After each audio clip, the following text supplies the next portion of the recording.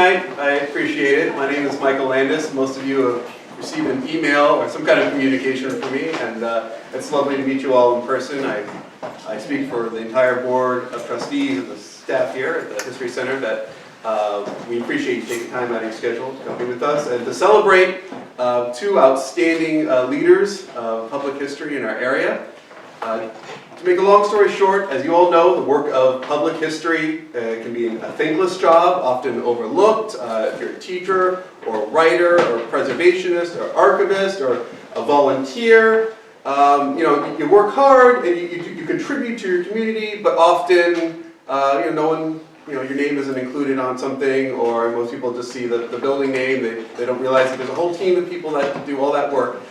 So last year, the Board of Trustees here at the History Center, we said, well, we need to shine a light on the hard work that gets done in our community and the greater Saratoga County area to teach and write and preserve history.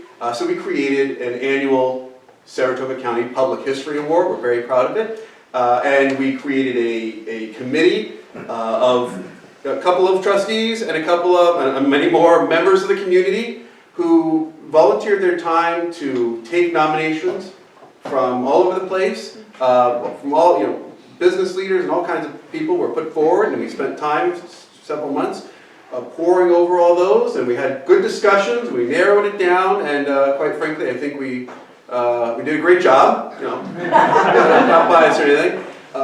So that's what we're here to celebrate tonight, and I hope that you use this evening as a party and to have some fun. We've got two great people. I'll let more qualified people than me introduce them. But I want to begin by two things. First, if you did not do so already on your way out, if you can, I'm not asking you to leave.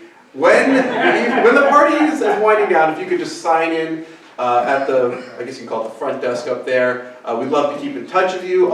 Many of you are already part of the family, so to speak, but if you're not, we'd love to be able to reach out to you. We've got a great multimedia newsletter that goes out that talks about all the events we got planned. For those of you who are familiar with the History Center, you know that 2022 is going to be the best year ever. We've got more plans than we ever expected to ever have, and a lot of exciting things coming up. And the second thing I want to say is to introduce the President of the Board of Trustees, Mr. Field Ford, who will now say a few words.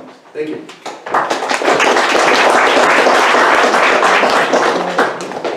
It has been an exciting 2.5 years here. Many of you will remember that in the fall of 2019, it did not look like the museum was going to survive. And now it's much broader than a museum. It's now the Saratoga County History Center with a full museum program and so much more. Oddly enough, at the time all of this was happening, some very auspicious things were taking place. First of all, just about a year before the crisis here, which I might add is well behind us, Jim Richmond organized the Saratoga County History Roundtable. And this is something that probably should have happened 40 years ago when I was the director here, but it didn't.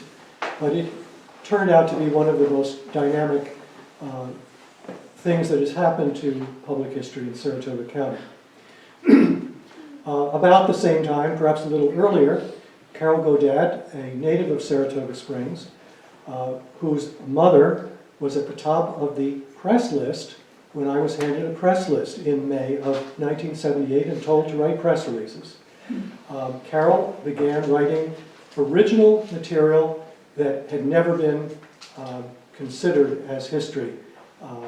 Interesting approaches to community history that has been seen far and wide, and it is these two people who actually have contributed in different ways to what is happening, the success that we are now experiencing.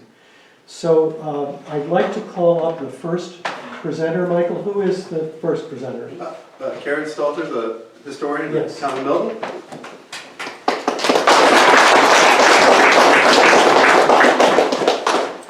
Hi, everybody. I'm not that tall. Okay. All right. Well, I'm here to introduce to you Jim Richmond, if you don't already know him by now. A few years back, Jim retired from GE, and we started to notice his interest in local history when he wrote a history about the Rollins Hollow Mills on Rollins Street. This is when he met the Milton historian, Kim McCartney.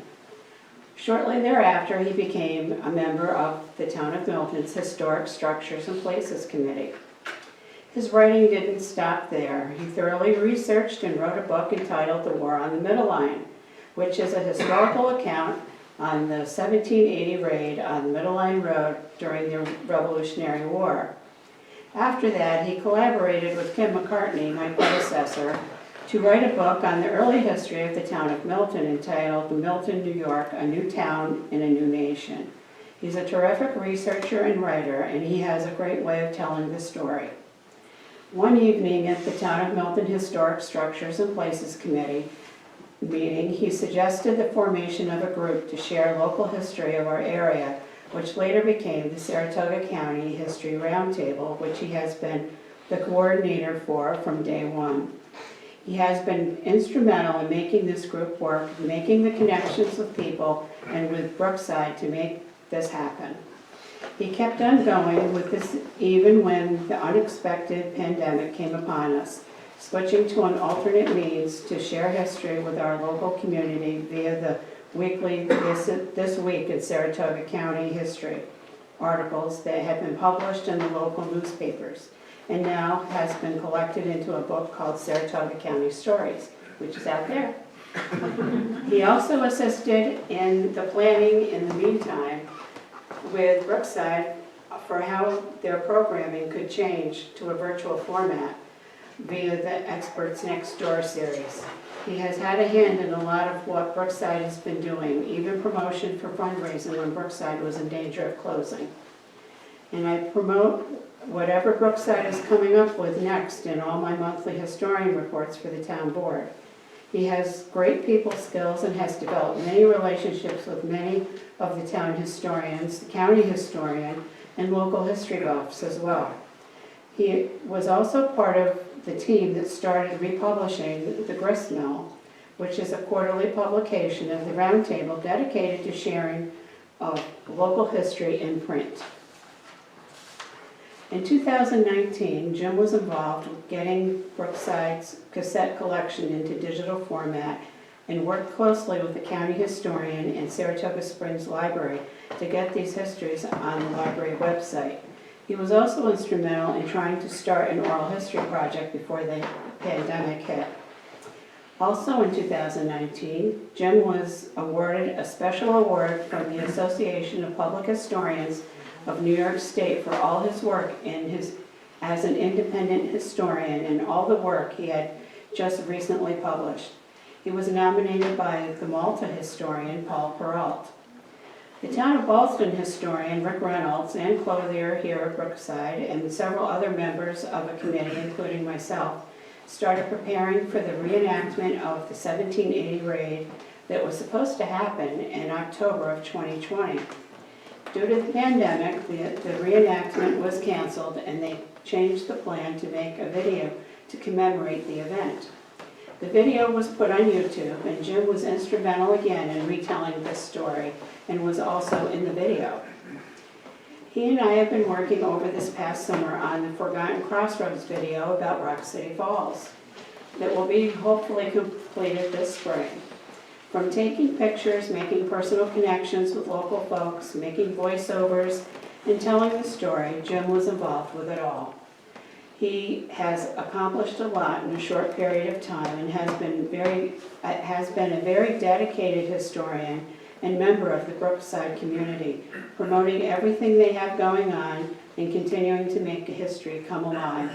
I nominated Jim Richmond for the first annual Public History Award for all these things he has accomplished and for his tireless commitment to preserving and sharing local history. I would like to introduce to you my friend, Jim Richmond.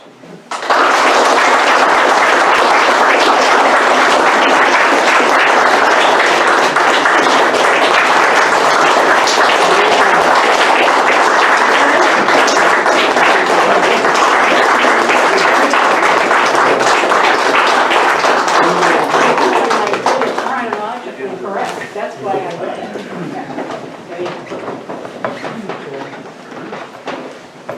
Good.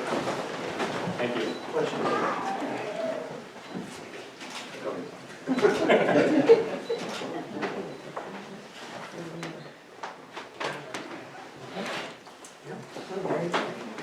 You get to keep that.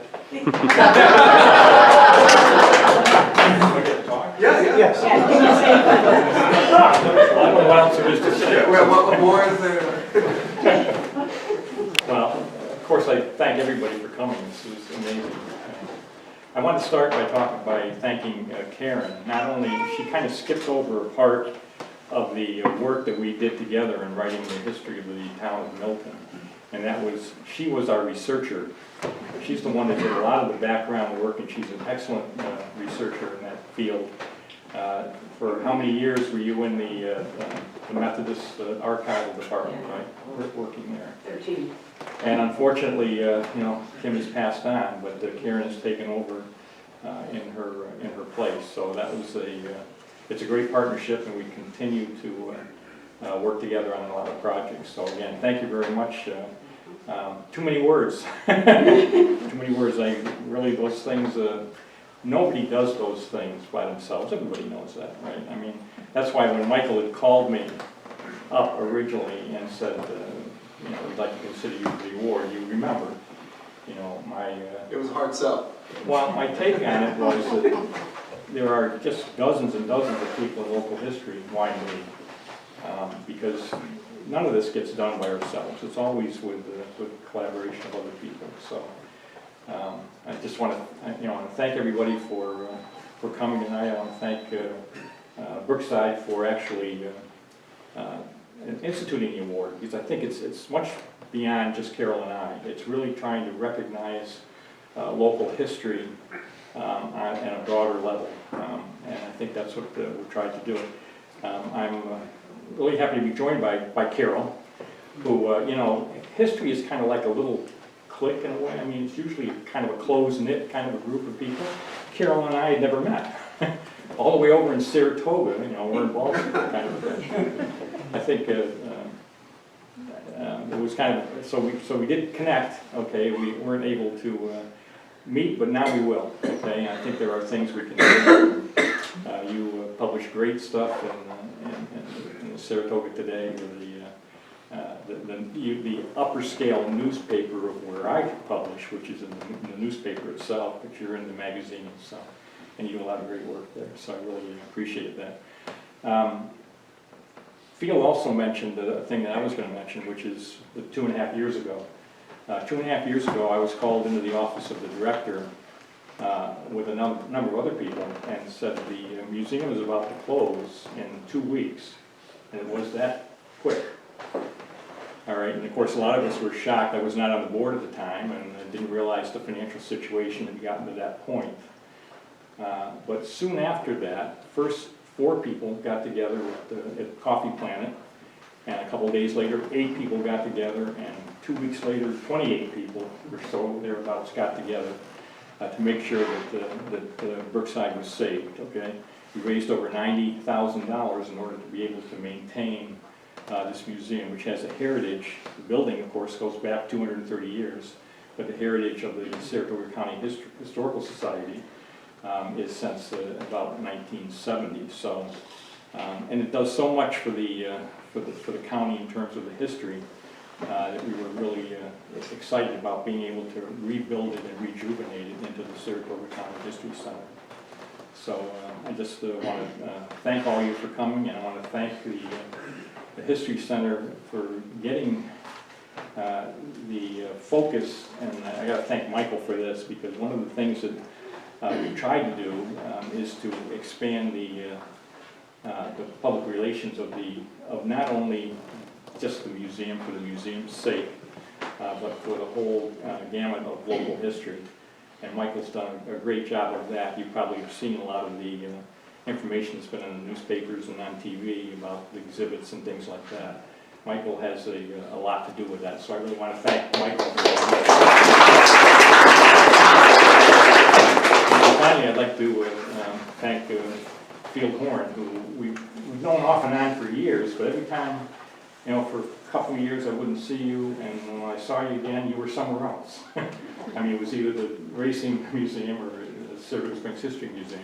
And we're just really thankful and pleased that you came back to join us and help us continue on in the future. And we look forward to it as well. So again, thank you very much, and thank you all for coming.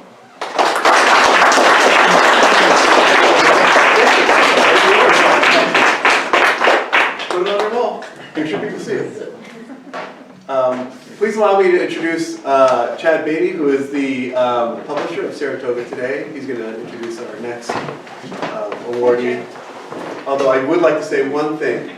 So I knew Jim a little bit, and so when he was nominated, don't worry, this is just a start. This is what we call a bridge. And, you know, and so when he was nominated, I knew where that was going. I was familiar with some of his work. When I received the nomination for Carol, it was a blank slate, and I immediately was like, I need to see everything. The committee needs to see everything. I kept harassing Chris over there, multiple emails. I'm like, more, and I'm a historian myself. I devoured it. I was super impressed. You know, I took it to the committee, and I'm like, this is powerful stuff. And so I feel, even though we've just met tonight, I feel a connection to you through your writing, and I just want to say. Thank you for the tremendous work you've done. All right, I'll chat. Good evening, everyone. Once again, I'm Chad Beatty. I'm the owner of Saratoga Today newspaper and Simply Saratoga Magazine. So about 6 years ago, we made a big effort to try and pull in some more freelancers and contributors for Simply Saratoga Magazine. You probably don't know this, but unlike staff members, when we pull on or partner with contributors, it's a pretty nerve-wracking and anxious time, because we don't know what to expect with punctuality, adherence to deadline, professionalism, accuracy, and everything else. So we get a little nervous at that point. I'm very happy to say, though, that we really knocked it out of the park with one of our choices. You can call it luck, serendipity, destiny, fate, whatever. Whatever drew us to Carol Godette, I just want to say thank you for that, and I'm very grateful. Her ongoing series, which changes themes yearly, has been a remarkable success, and it's a favorite among all of our readers. From the original Mom and Pops to the current On the Spot, Carol pulls readers into the past and shares the stories that helped shape our region. And she shares that every 2 months with anywhere from 10 to 40,000 readers, depending on the time of year with our magazine. Born and raised in Saratoga Springs, Carol's lifelong fascination with the local neighborhood stores began at age 11, where she frequented Rowland's Market, Deli? What? Rowland's Store. A passionate educator, Godette taught elementary school in the Saratoga Springs School District for 31 years, where she spearheaded the Blue Ribbon School Initiative and Author Day at Greenfield Elementary School. A lifelong Saratogian and a lover of local history with a knack for storytelling, I can't think of anyone more qualified and deserving of the Saratoga County Public History Award than Carol Godette. So ladies and gentlemen, Carol Godette.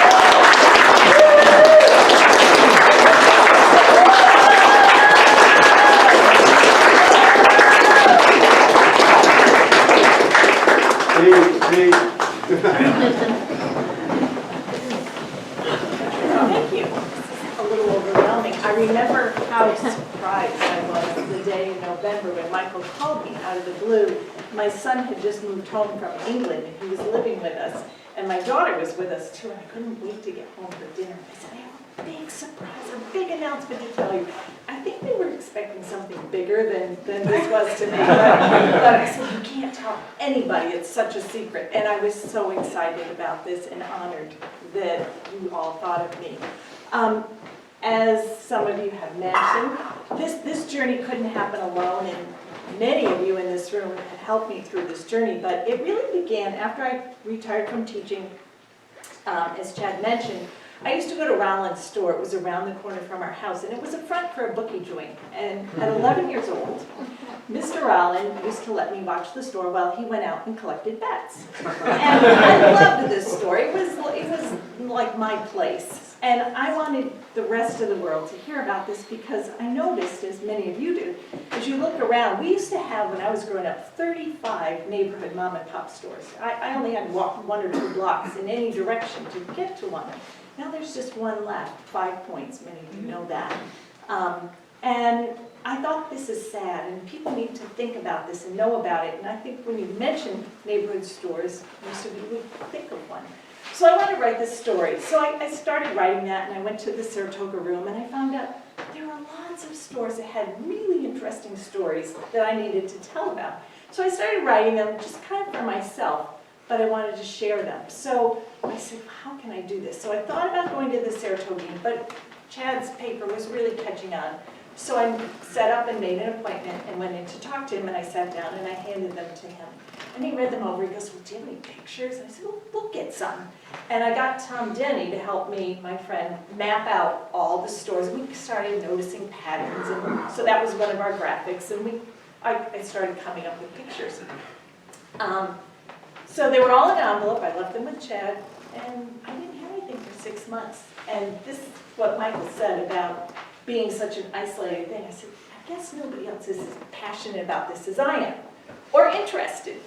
And so maybe I'll just self-publish a book, I don't know, but I'll keep doing this. So I kept doing it by myself, and then out of the blue, one day in December, Chris called me and said, yeah, I just came across these. I don't know what happened to them, but here they are. They're in an envelope. We want to start this series. So I said, well, okay, 6 stories, I can do it a year, be done with it. Well, Chris wasn't going to let me go. And she always laughs because every time I do a story, I always call her and I said, Chris, this is my favorite story ever. And she said, you say that every time. And I do. And I just finished one that's going to come out soon, in March, on the house of Panza, which was a replica of a Pompeian house in 79 AD. Now it's the home of Death Wish Coffee. But when I did this story, it totally blew my mind. So this project has taken me in a direction I never thought would happen. I got to meet a lot of you in here. Marianne Fitzgerald helped me when I decided to kind of shift to this on this spot. And I said to my husband, you know what? On our deed of our house, it says we were a cemetery. And I always thought it was a Native American. I said, I'm going to do a story on that. He said, nobody wants to read about our house. I said, yeah, they will. Well, I started doing this story, and I was blown away. And so I was really surprised that, yes, it was the first cemetery ever in Saratoga. And because we live on Nelson Avenue and there was washing down and bones were washing down the street, they had to move it. But this blew my mind to find out that our vice president, or President Rutherford B. Hayes' grandfather was buried underneath my living room. I couldn't believe that. I had no idea. I lived there my whole life, and I didn't know. He never spoke to you? I think he does now and then, Susan. So every time I do a story, I get surprised. And every time I'm stuck in a story, I pick up the phone and I call Susan Boken and I say, Susan, what can I write about next? Because she's from here. Or I've called Field and said, Field, what do you think?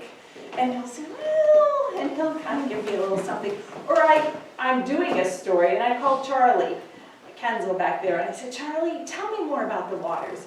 Or I call John Greenwood, who delivered milk to everybody in the world. I said, tell me more about Hattie's, what happened when you, so there's such great resources that we have here, and I thank all of you for going on this journey with me, and I can't wait to continue the journey with all of you. Thank you very much.